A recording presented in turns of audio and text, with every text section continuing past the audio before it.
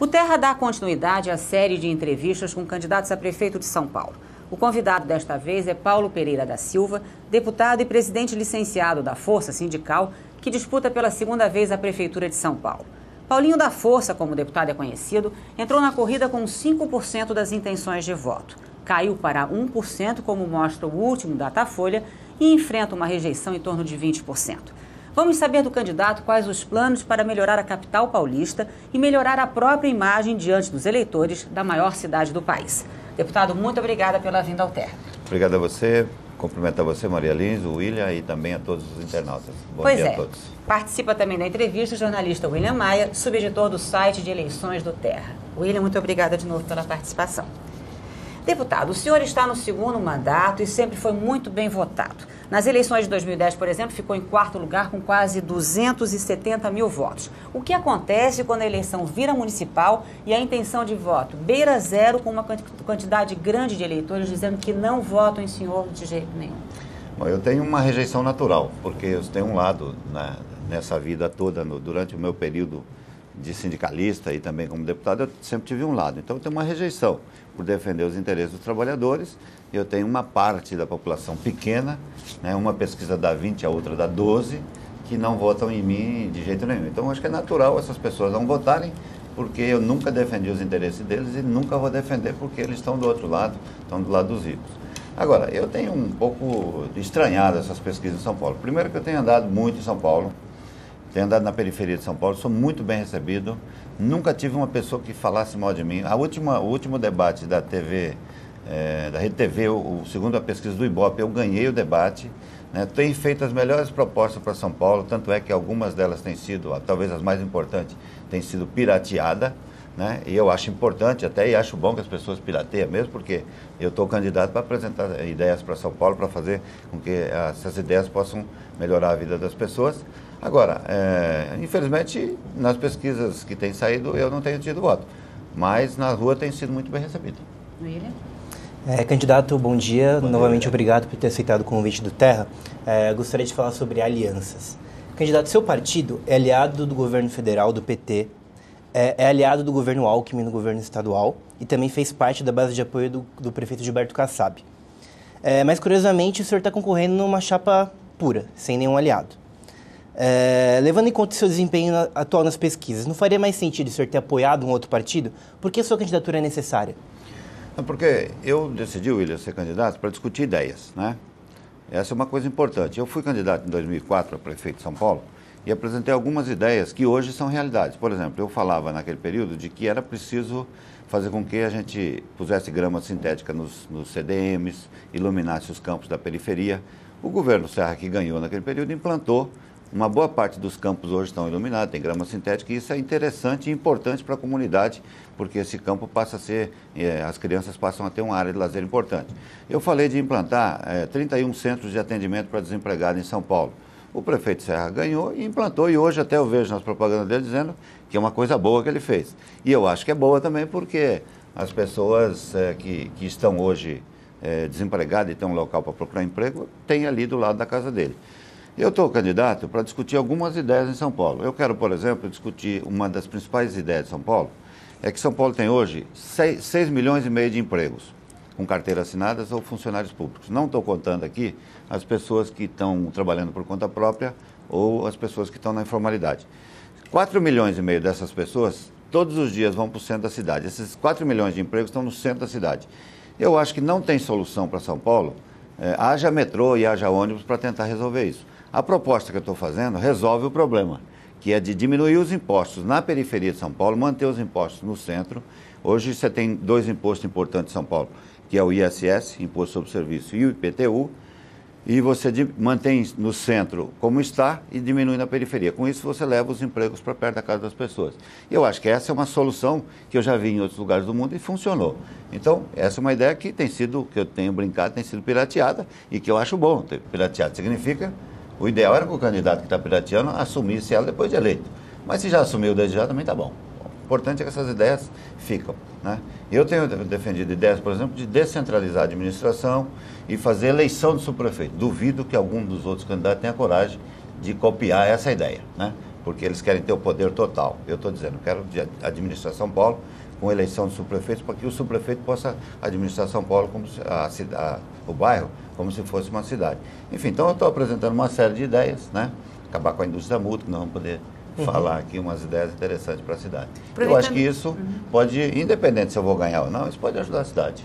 Aproveitando que o senhor falou aí dessa descentralização de empregos e também de empresas na cidade de São Paulo, Wilson Aparecido Oliane, de 53 anos, morador aqui da capital, ele manda a seguinte questão para o senhor. A tese de levarem as empresas para a periferia tem garantia de que todos os funcionários que trabalham nessa empresa vão morar mesmo no bairro para onde a empresa vai ser transferida ou ficará ainda mais longe para os funcionários chegarem aos seus empregos?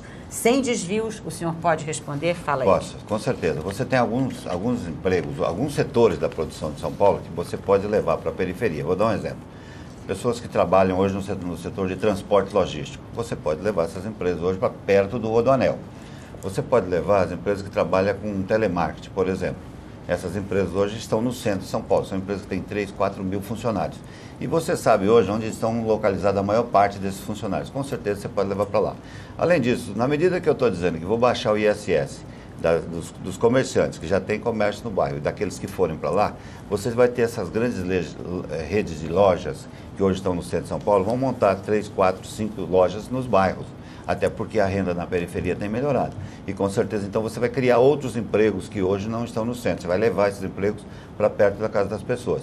Supermercados, escritórios. Eu dou um exemplo aqui de onde nós estamos. Aqui estão, aqui na Berrini, aqui no Itaim Paulista, Itaim Bibi, né? Paulista lá da periferia. Aqui estão as 500 maiores empresas do Brasil, o escritório das 500 maiores empresas do Brasil. Por que elas vieram para cá? Elas vieram por causa do aeroporto. Porque hoje os executivos têm que ser muito rápidos e sabem que se ficar um pouquinho para lá, vai sofrer para chegar com o trânsito de São Paulo. Por que eles não foram, então, para São Miguel? Porque não teve uma negociação. Eu já tive a oportunidade de conversar com vários empresários que montaram escritório aqui, que poderia ter montado em São Miguel, que é pertinho do outro aeroporto, com muito mais infraestrutura, inclusive, do que o de Congonhas. Então é possível também você negociar. E eu acho que eu sou o mais indicado para fazer isso.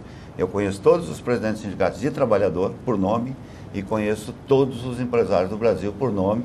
Todos, eu estou exagerando, mas as maiores empresas do Brasil conheço por nome e conheço os sindicatos patronais. Então, eu posso fazer também um processo de negociação para que essas empresas, esses grandes escritórios, possam se descentralizar do centro de São Paulo.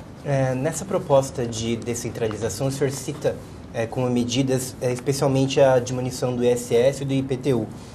A diminuição dos impostos é uma medida suficiente para fazer com que as empresas se transfiram?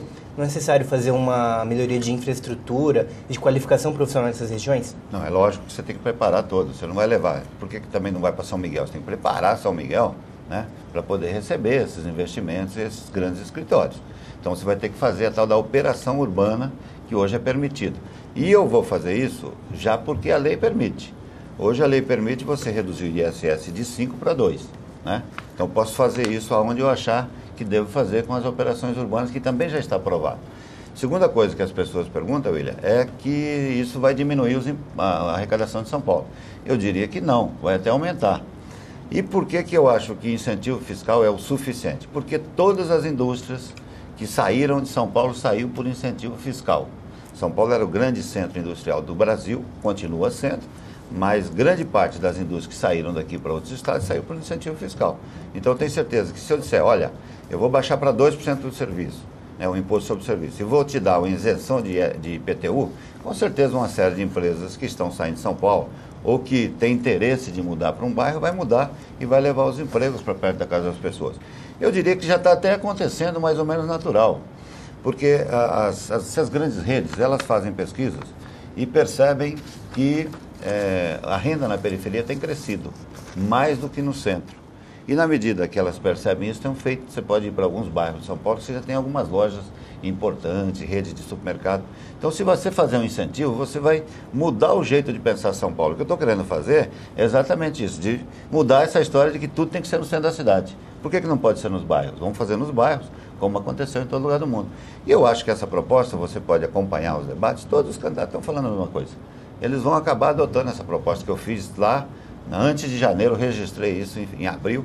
Então, portanto, eu até brinco assim, se for para votar num pirata, vota no original, que sou eu que estou fazendo essas propostas. Né? Agora, deputado, o senhor se considera um candidato ficha limpa, já declarou várias vezes, apesar de uma condenação e também de acusações de improbidade administrativa. Nós temos alguns internautas que mandaram questões aqui, como, por exemplo, o Sócrates Conceição Júnior, de 62 anos, morador da capital, quer saber como é que ficaram as acusações e como o senhor explica as acusações relacionadas à ONG Meu Guri, que é administrada pela esposa do senhor Elza. O William Bassi, de 28 anos, também de São Paulo, quer saber como é que estão as questões relacionadas ao desvio de dinheiro através de empresas fantasmas. E o Ezequiel, de 56 anos, aqui em São Paulo, gostaria de uma explicação do candidato sobre o envolvimento no caso de liberação de financiamento do BNDES. Olha, eu respondi aqui basicamente para o Sócrates, que perguntou. Do Meu Guri, o processo foi suspenso. Nós não temos, no Meu Guri, eu faço questão de dizer, um projeto que é tocado pela minha ex-mulher, eu ajudei a implantar lá na Serra da Cantareira. Não tem um centavo de dinheiro público, nós não temos um convênio com o governo estadual, nem com o municipal, nem com o federal, nós não temos recurso público lá. Os recursos que tem lá são de trabalhadores e de empresários que bancam aquele projeto, e é um projeto, não é um projeto mais, é um centro biopsicossocial e que nós atendemos 2.000 crianças por mês, né? Então, portanto, é aberto ao público, as pessoas que quiserem visitar, está lá. E graças a Deus, teve uma acusação de que tinha desvio, mas nós não temos convênio e, portanto, o processo já foi arquivado. Agora, eu tenho outros processos, né? Como foi citado aqui. Eu sou presidente de uma central sindical que sempre defendeu os interesses dos trabalhadores e que normalmente choca com interesses de poderosos. Então, eu tenho alguns processos, a força sindical tem alguns processos e que eu respondo. Muitas vezes são processos de outros estados que eu nem sei o que aconteceu, mas eu, como presidente nacional, respondo. E tem alguns processos meus, por exemplo, que eu fui candidato a vice do Ciro, eu só depus lá. 2002, né? 12 anos depois não me chamaram mais para depor. Ou seja, fizeram um processo só para atrapalhar as eleições naquele período. Enfim, então são processos que eu respondo muitas vezes por causa de ser presidente da Central Sindical e por ter um lado de defesa dos interesses dos trabalhadores do Brasil. Agora, a lei da ficha limpa não pode pegar o senhor? A lei da ficha limpa você tem que ter sido condenado, né? Por um colegiado. Em primeira instância, o senhor já foi, no caso? Por um colegiado. Não, quem condenou um pagamento de 200 e poucos mil reais foi um juiz que disse que a força tinha que pagar. Nós estamos recorrendo, lógico. Não era uma condenação a minha, era uma condenação à entidade, tá certo? E eu, como presidente, respondo.